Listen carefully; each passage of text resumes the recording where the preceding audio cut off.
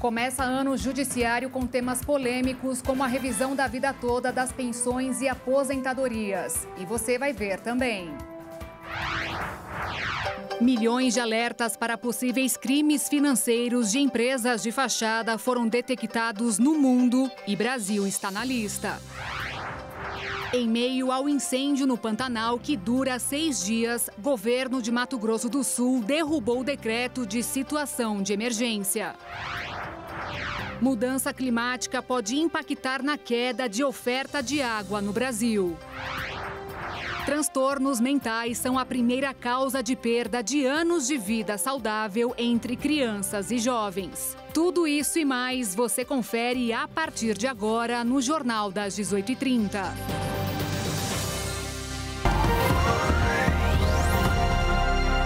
Olá, 18 horas e 33 minutos pelo horário de Brasília. A partir de agora, você fica mais atualizado com as principais notícias do Brasil e do mundo desta quinta-feira. Hoje foi aberto o ano judiciário do Supremo Tribunal Federal. Entre as pautas discutidas estão a revisão da vida toda, das pensões e aposentadorias e como regulamentar o trabalho de motoristas de aplicativos.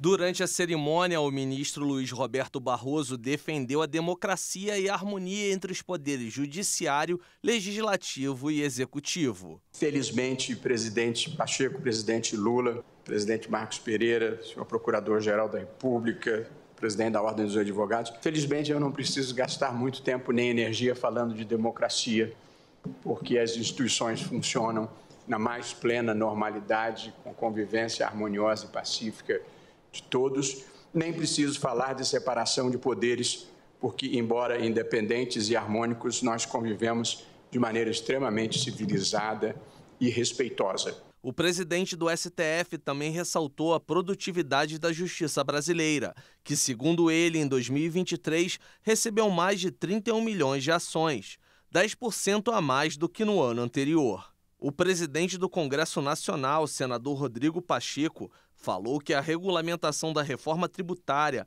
a atualização do Código Civil e a lei da inteligência artificial serão prioridades do Congresso. Assim como Pacheco, Lula abordou o controle das redes sociais.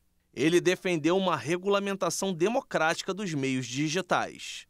Também participaram do evento o futuro ministro do STF, Flávio Dino, o vice-presidente Geraldo Alckmin, o procurador-geral da República, Paulo Gonet, e o novo ministro da Justiça e Segurança Pública, Ricardo Lewandowski. Para a abertura do ano judiciário, de forma simbólica, o Supremo retirou as grades que limitavam o acesso ao prédio principal da Corte, desde os atos de vandalismo de 8 de janeiro de 2023.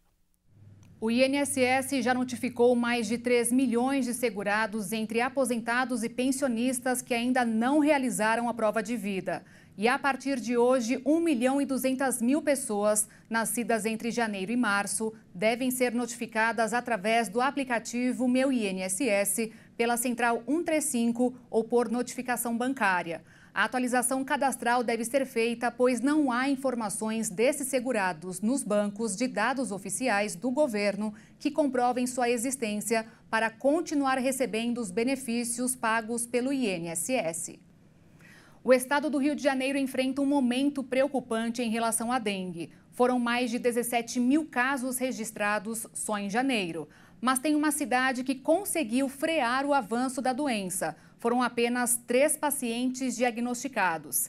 Em parceria com a Secretaria Municipal de Saúde, Niterói desenvolveu um projeto há mais de 8 anos que modifica os mosquitos Aedes aegypti em laboratório. Os pesquisadores da Fiocruz retiram uma bactéria da mosquinha da fruta, chamada Wolbachia, e injetam no mosquito fêmea. O cruzamento de um macho com Wolbachia com uma fêmea sem bactéria interrompe o ciclo de reprodução do mosquito. A bactéria não faz mal ao meio ambiente e impede que os mosquitos transmitam doenças para os humanos. E o Ministério da Saúde disse hoje que as doses de vacina contra a dengue serão distribuídas na próxima semana. A Agência Nacional de Águas e Saneamento Básico do Governo Federal lançou um estudo sobre o impacto da mudança climática nos recursos hídricos do Brasil. O levantamento mostrou que a oferta de água pode cair mais de 40% na maior parte do país. O estudo, divulgado pela Agência Nacional das Águas, indica uma tendência de redução de mais de 40% na disponibilidade desse recurso em bacias hidrográficas do Norte, Nordeste, Centro-Oeste e parte do Sudeste até 2040.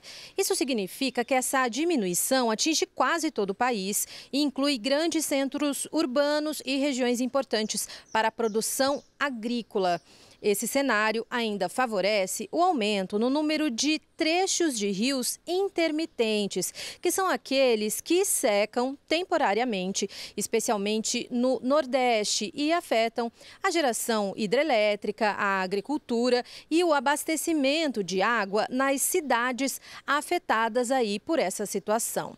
Já com relação à região sul do país, o estudo mostra uma perspectiva diferente. A tendência é de aumento da disponibilidade hídrica em 5% até 2040, mas isso vem com maior imprevisibilidade e frequência de cheias e inundações, como as que já vêm acontecendo aí nos últimos anos. O levantamento traz os efeitos das mudanças climáticas para curto, médio e longo prazo e foi apresentado com a ideia de que seja aí uma referência para basear decisões de autoridades, pesquisadores e usuários na busca pela melhor gestão dos recursos hídricos, fontes alternativas de água, uso racional, além de infraestrutura adequada. O lançamento do estudo, que é inédito, ainda deu início à Jornada da Água de 2024, em um evento que reuniu ministros e secretários. O Dia Mundial, que é comemorado em 22 de março no Brasil, tem como tema "A água nos une, o clima nos move". Um estudo mostrou que 12% da população mundial entre 5 e 24 anos, o que equivale a 293 milhões de pessoas, apresentam pelo menos um transtorno mental. Fator que, além dos impactos negativos na saúde, reduz os anos de vida saudável. O trabalho foi liderado por um pesquisador da Universidade Federal do Rio Grande do Sul, que utilizou o banco de dados internacional, o Global Burden of Disease, que reúne todos os relatórios e pesquisas já publicados, incluindo dados dos Ministérios da Saúde de diferentes países. A pesquisa foi baseada em transtornos mentais como ansiedade, depressão, bipolaridade, déficit de atenção, hiperatividade, espectro autista, esquizofrenia, além de transtornos alimentares e por uso de drogas e álcool. A obra revelou que esse conjunto de psicopatologias causa no grupo estudado um número maior de anos vividos com incapacidade, entre todas as condições de saúde, como doenças cardiovasculares, diabetes, câncer e lesões não intencionais, além da perda de anos de vida saudável. Considerando o número de anos vividos com a incapacidade ao longo de toda a vida, 25% ocorrem no período entre 5 e 24 anos de idade. Alguns destes transtornos se destacam em crianças de 5 a 9 anos, como ansiedade, conduta e deficiência intelectual são os mais comuns. Já entre os pré-adolescentes de 10 a 14 anos, os transtornos de conduta, ansiedade e depressão se sobressaem. Já em adolescentes de 15 a 19 anos, depressão, ansiedade e conduta. Entre os jovens adultos de 20 a 24 anos, os mais comuns são depressão, ansiedade e transtornos por uso de drogas. Agora, falando do Brasil, estima-se que 10 milhões de jovens entre a idade de 5 a 24 anos tenham pelo menos um transtorno mental. E olha só, um grupo de cientistas do Reino Unido desenvolveu uma nova ferramenta de inteligência artificial para ajudar no diagnóstico e tratamento do câncer. Chamado MIT-Pro, ele usa a IA para contar e traçar o perfil de como as células cancerígenas se dividem em toda a amostra de um tumor, permitindo que os médicos identifiquem as áreas mais afetadas pelo câncer e tomem decisões mais precisas sobre o tratamento. O dispositivo foi projetado para melhorar o padrão atual de tratamento de vários tipos de câncer, incluindo de mama e sarcomas, além de ser uma alternativa aos métodos tradicionais de contagem de divisão celular, que são considerados lentos e imprecisos. A ferramenta ainda está em desenvolvimento, mas os cientistas estão esperançosos de que ela possa ser usada em hospitais e clínicas em todo o mundo em um futuro próximo. E depois do intervalo você vai ver milhões de alertas para possíveis crimes financeiros de empresas de fachada foram detectados no mundo e Brasil está nessa lista. E ainda, em meio ao incêndio no Pantanal que dura 6 dias, o governo de Mato Grosso do Sul derrubou o decreto de situação de emergência. Nós voltamos já já.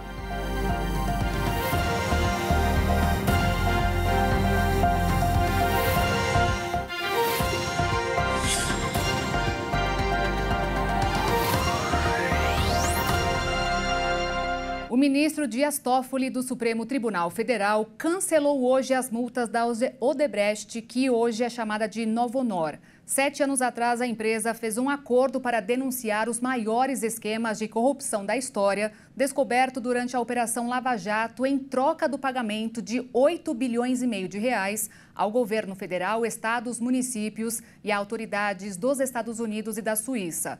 Hoje, Toffoli anulou a condenação sob o argumento de que existe dúvida se a empresa fez a delação de maneira espontânea. Ricardo Lewandowski tomou posse nesta quinta-feira como ministro da Justiça e Segurança Pública em cerimônia realizada no Palácio do Planalto, em Brasília. Em seu discurso, ele disse que o combate ao crime organizado é prioridade em sua gestão. Ricardo Lewandowski assume o lugar de Flávio Dino, que vai ocupar uma cadeira do Supremo Tribunal Federal a partir de 22 de fevereiro. Ao tomar posse, Lewandowski destacou que a atuação policial deve estar aliada a iniciativas do governo no âmbito social para combater o crime de forma eficaz. Que o combate à criminalidade e à violência, para ter êxito, precisa ir além de uma permanente e enérgica repressão policial, demandando a execução de políticas públicas que permitam superar esse verdadeiro apartheid social que continua segregando boa parte da população brasileira. Lewandowski disse que a criminalidade se agravou nos últimos anos com o crescimento das milícias, não só em áreas periféricas, mas em diversos setores da sociedade, de maneira organizada e de acordo com os moldes empresariais.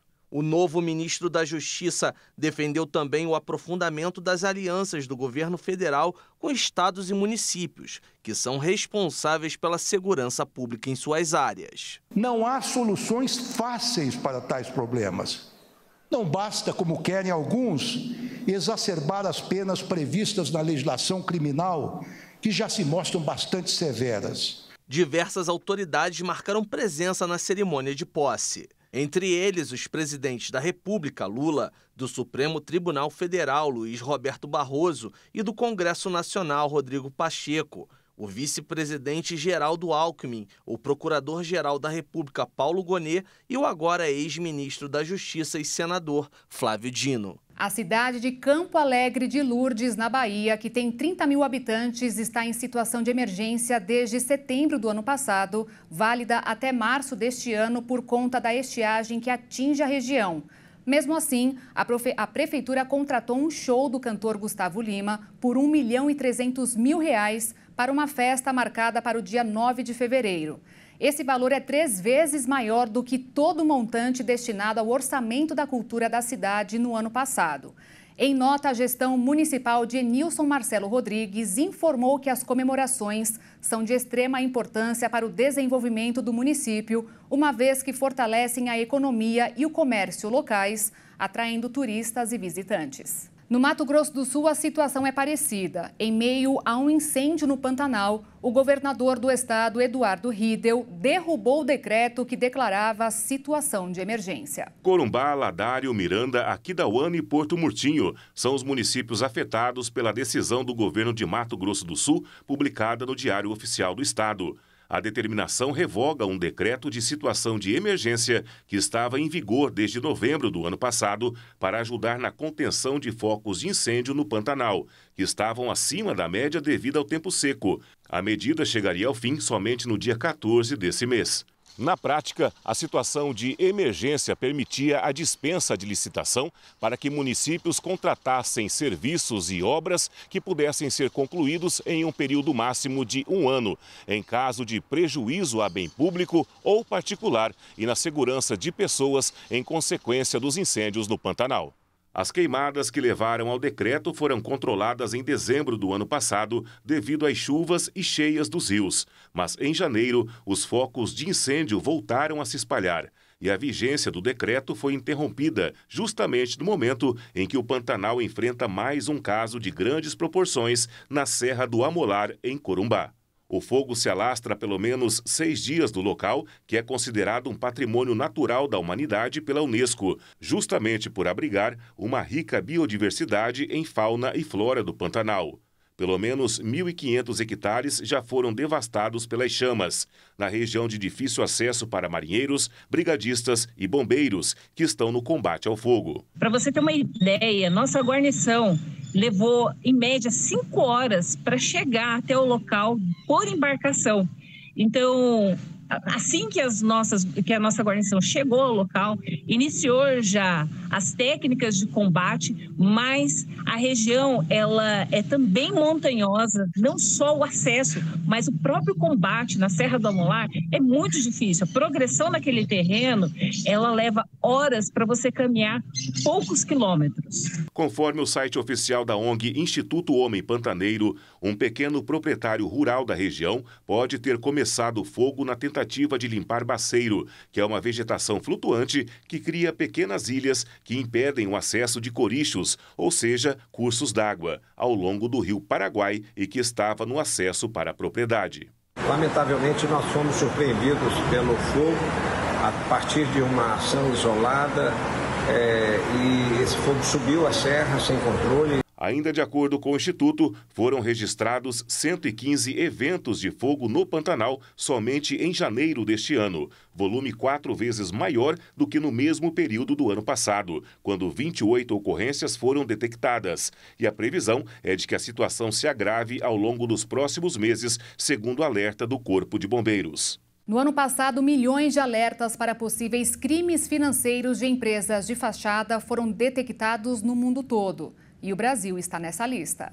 Uma nova ferramenta de análise de empresas de fachada da Moody's detectou 21 milhões de alertas para possíveis crimes financeiros sendo cometidos no mundo todo em 2023. No Brasil, foram mais de 1 milhão de alertas acionados no ano passado, colocando o país em 4º lugar entre os locais de maior registro de riscos de negócios acompanhados. Reino Unido e China foram os países com maior quantidade de alertas. E os Estados Unidos ficou em 3º lugar. O nosso país também se destacou entre os alertas para lavagem de dinheiro, com quase 3 mil alertas em 2023, o maior da América Latina e atrás apenas dos Estados Unidos, com 30 mil alertas. É bom quando a gente assume o ranking ou está nos primeiros lugares de coisas, de conquistas, como a nossa expectativa para as Olimpíadas de Paris, agora no meio do ano de 2024.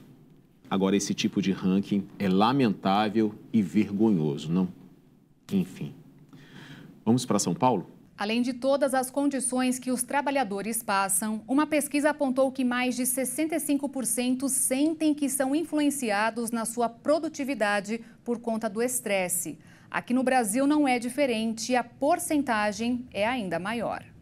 O estresse ocupacional, ou seja, aquele derivado de um desgaste do organismo humano ou a própria diminuição da capacidade de trabalho, tem afetado cada vez mais os colaboradores do mundo todo. E seria um equívoco achar que no Brasil as situações seriam diferentes. Um estudo internacional apontou que aqui em solo brasileiro, 67% dos trabalhadores são influenciados negativamente justamente pelo estresse no trabalho. Segundo os mais de 5.000 entrevistados, um dos pontos que marcam esse aumento é que as empresas estão menos flexíveis do que no ano passado com relação à política de bem-estar, aos serviços de aconselhamento especiais ou às pausas para o autocuidado. Além disso, 57% acreditam que os seus superiores não estão preparados para falar sobre questões de saúde mental sem julgamento. O levantamento, que ouviu mais de 32.000 colaboradores em 17 países ao redor do mundo,